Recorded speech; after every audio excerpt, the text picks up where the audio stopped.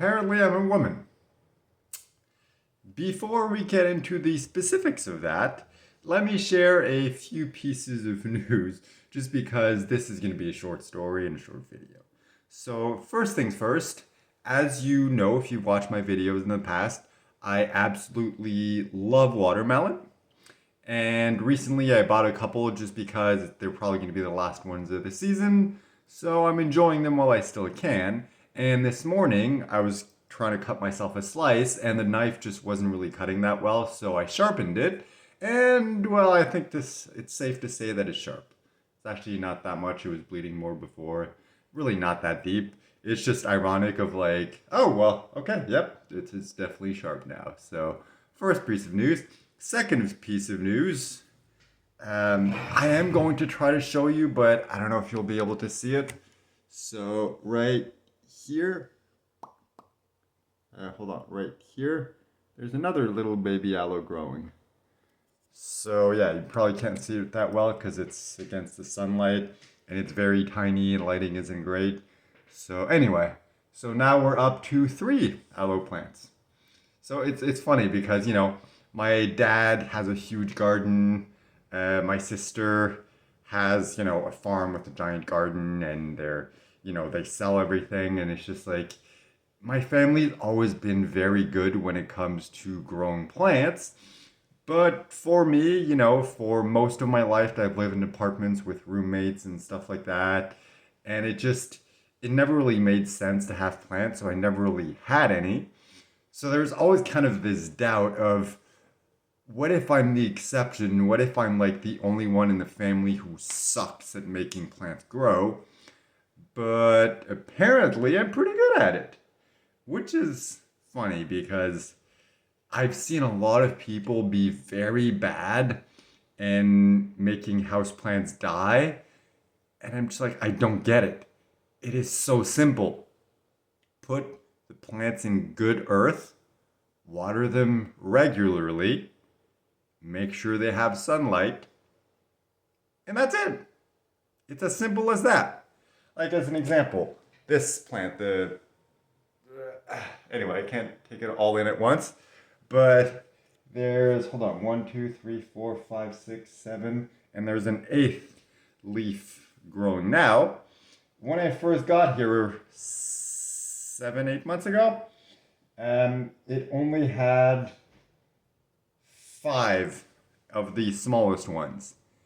And it's just like, ever since I moved in and I, took over taking care of the plant, it just keeps growing and growing. It's like literally the second a leaf finishes growing, another one starts, and another one, and another one. And I did a little research online just out of curiosity, and they say that type of plant very, very rarely flowers indoors. But it also says the same for aloe plants. And, my dad had multiple different aloe plants flower multiple times over the years. So I'm thinking I will probably also end up being the exception, and this plant is going to eventually flower. Probably the same for the aloe plant too. So anyway, those were kind of the updates and the random pieces of news. So the reason why apparently I'm a woman now is because yesterday I had a meeting with my cancer rehab team, and one of those people happened to mention that I currently have the musculature of the average woman. So given the amount of muscle I currently have, it's equal to the average amount of muscle that the average woman has. Which I just thought was funny because, I'm not surprised I'm so skinny. It's like, yes, I bought the necessary equipment to start working out and everything, and I will rebuild my muscle. But yeah, I really was not surprised when she said that. It's just ironic given the rest of the conversation, because I mentioned, and she already knew it, but it's like, I mentioned, I'm still having issues sleeping. And it's not like issues in the sense of like I can't sleep and I'm tossing and turning and all stuff like that. It's just I wake up multiple times throughout the night and I never wake up feeling fully rested. And she made a few recommendations. One of them was a mattress topper with memory foam. should make it more comfortable, especially because one of the issues I'm facing is because I'm so skinny, there's literally no padding, and a lot of the pressure often goes on my coccyx, and it becomes very uncomfortable very quickly. Where so having memory foam will allow to at least partially alleviate that. The other thing she mentioned, which is kind of in theme with the whole apparently I'm a woman now thing, is you should get a pregnancy pillow. She's like, I know it sounds weird, but it offers a lot of support given your current situation. I would highly recommend it. I think it's going to help you a lot. So I'm like, hey, they're not that expensive. I'll give it a try. Worst thing that happens, okay, it doesn't help. I spent $40, just stick it in the closet for a couple years, and then, once my wife and I are living together and we're at the point where we want to have children and she gets pregnant, we'll have a pregnancy pillow. So, nothing wasted. It's just funny how it's like it kept coming back to that recurring theme of like, as a joke, but still, of like, I'm a woman. And the other thing is, she's like, you really need to focus on your butt. You need to rebuild it, to rebuild those muscles. It's really going to help.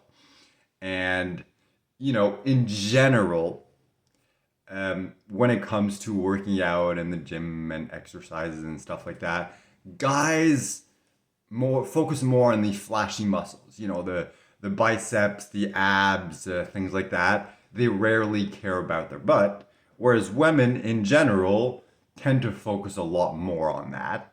So she was like, giving me a few tips and tricks and exercises and stuff like that.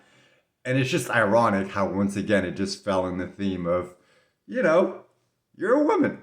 Obviously, I'm not. I just thought it was funny. It was kind of like a recurring gag throughout our conversation, so I just thought it was amusing. Also, it was funny because when she first started talking about, butt exercises and having to work out everything, she's like, I know this is going to sound weird, but there's not really any other way to say it, but we need to talk about butt stuff. And I just thought it was really funny. So anyway, yeah, it was a fun conversation. Like there's four different people on the team. So depending on which one I speak to, I mean, I speak to all of them every time I go, but depending on which conversation, I'll approach it differently. Like she's more the type to just have fun and be more casual and joke around and stuff like that. So it was definitely a funny conversation. But yeah, apparently I'm a woman now, which is funny because now, and don't get me wrong, I have absolutely, no bias or nothing against lesbians or gay people or anyone really. But now the plus side of me being a woman is I can make fun of my wife for being a lesbian. uh, anyway, it's all in good fun, all jokes. No offense to anyone. I just thought I'd share it because I thought it was funny. Another little piece of news, since I am sharing. Yeah, I did buy the mattress topper that she recommended, but I did buy order online. I'll receive it within the next week or so, probably. The pregnancy pillow. I also did buy because I'm like, I know winter is coming, and yes, you can still go take walks outside in the winter, but when it's minus 30, one, you don't really feel like it. Two, well, I don't know how my body will handle it. If I'm still coughing and having difficulty breathing, then how is my body going to tolerate that extreme cold? I don't know.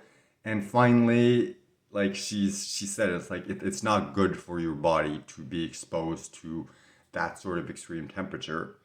So I've been thinking for a while, for the last couple months, like I'm probably gonna have to get a treadmill to be able to work out inside.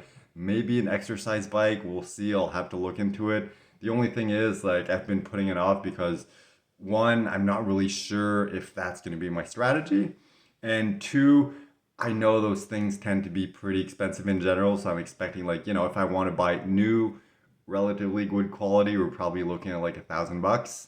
My budget is, pretty limited at the moment. So I hadn't started looking into it, but yesterday while I was waiting between meetings to meet with the different members of my cancer rehab team, I had some free time. So I'm like, oh, I'll do a little research. And I looked on Amazon and I actually found It's not really a treadmill, it's a what they call a walking pad. So it's basically a treadmill, but just the base without the rest of the structure that goes with it. And the advantage of that is one, it's much cheaper, and two, you can, well, it's lighter, and so you can move it around. So because those take a lot of space, I was kind of hesitating because I'm like, I don't have that much space. I don't want this to take up the entire space. But if it's just a walking pad, it doesn't take that much space. It's not that heavy. I could move it so I can take it out when I need to exercise, put it away when I'm done. So I was looking at that, looking at the prices, and I actually found one that was on sale. Normally it's like $1,000. It was on sale for 200. I'm like, okay, I'm probably not going to find a better deal than that. I do need something to exercise during the winter.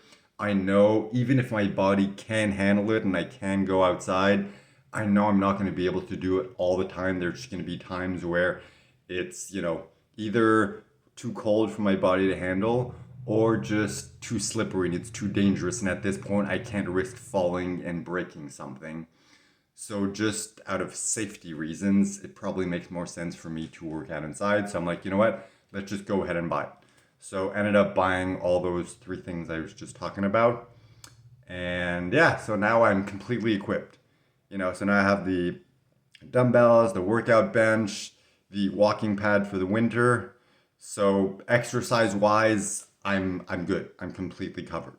It did cost more than I was hoping, but given the fact that I was able to get everything new, it seems to be relatively good quality. I mean, for the bench and the dumbbells, definitely, I know 100%. Walking pad, from the reviews I read and the description and the reviews and everything, like it seems good. So I'm confident on that front. So, it's just, that's just part of life, especially cancer. Like I literally have an Excel sheet where I keep track of every single expense that is related to cancer. And, I don't count dumbbells and workout bench as cancer expenses because I would have bought them eventually to work out anyway. But as an example, like walking pad, yes, because I would not have bought it otherwise. Mattress topper, I would not have bought it otherwise. Same for the pregnancy pillow. So those, yes, would fall in that category of cancer expenses. So it's just, you know, it's a running tally. At this point, I don't remember the exact amount. I think since I was diagnosed in the last 16 months, I think it's about $8,000. I think we're rounding around that. We're nearing that point. So about like $500 per month on average for everything. And that includes, like travel to the hospital, vitamins and medication and, all these things that I need to buy. And it just, it never ends. Like you'd be surprised how many expenses that you don't really realize are related to being sick. So when you're sick, you realize just how expensive it is. And it's like, I'm lucky, I'm in Canada, I don't need to pay for healthcare. I just need to pay for medication. And because most of that is covered either by the government or by my work insurance, I don't actually need to pay that much out of pocket. So it's like, $8,000 is actually very cheap considering the situation that I'm in. Of course, given my limited budget, it is still a lot of money, but it could be worse. You know what? I'm looking at the time. Turns out this video was actually a long, normal video. So yeah, pardon the statement at the beginning of this video, but I believe I am done. I believe I've covered everything that I wanted to cover, as well as all the things I did not plan on covering. So hopefully this was enjoyable, and I'll talk to you tomorrow.